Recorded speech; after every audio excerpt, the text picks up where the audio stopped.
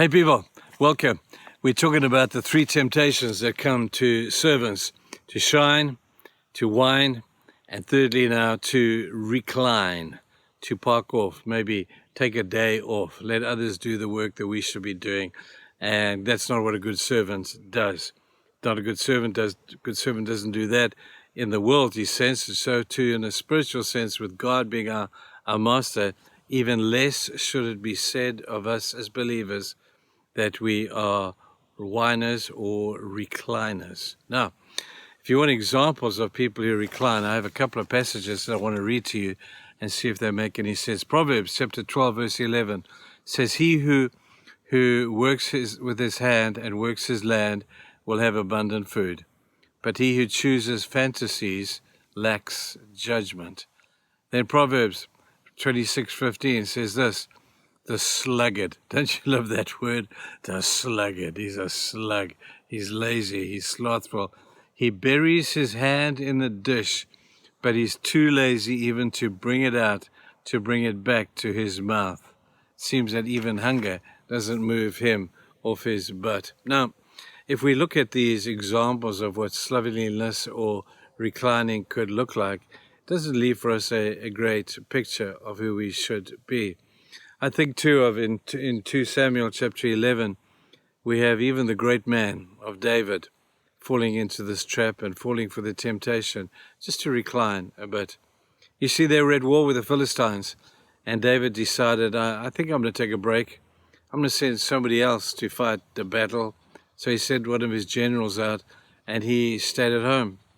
He was a man of war. He was a general. He was a soldier.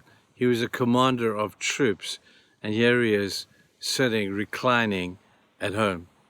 In his reclining, he happens to walk on the roof of his house, and it's the heat of the day or the evening, and he looks across the courtyard, and he sees a young lady, a very attractive young lady, and he says, "I want that woman. I want that woman." And it came at a point of deep despondency in his life, where reclining made him miserable, made him mean, and it was evidence in his desire to have somebody else's wife. And so he found out who she was, brought her into his house, had her husband killed at the front line of the war so that he could hopefully legitimately marry her. But you know what, people? It always comes home to roost, does it not? Lazy people are people who never really last the race. They never earn the prize. They never get the reward. They just get trouble. And so laziness is something that God has a problem with. That's why when they left the Garden of Eden, in the Garden of Eden, even there, Adam had a job. He had to name the animals, and he had to tend to the garden. Even in the bliss of perfection, there was work to do.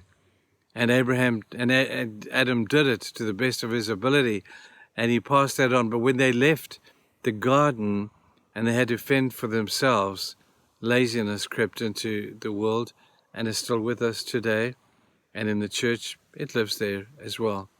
I just affirm today those servants of God in the church who have served God over many years, who served God with incredible passion through the ups and downs, through no money, through good money, through many challenges of illnesses and sicknesses.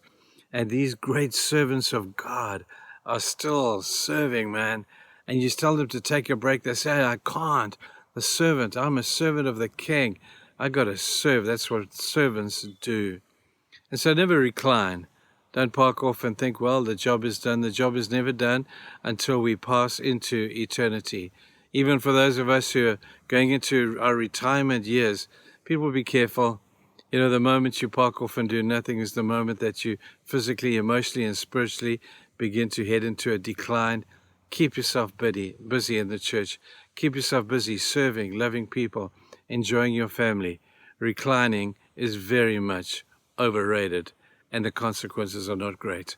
So I know this is a tough word for some of us, but I hope we'll accept it. Have a good day. Bye-bye.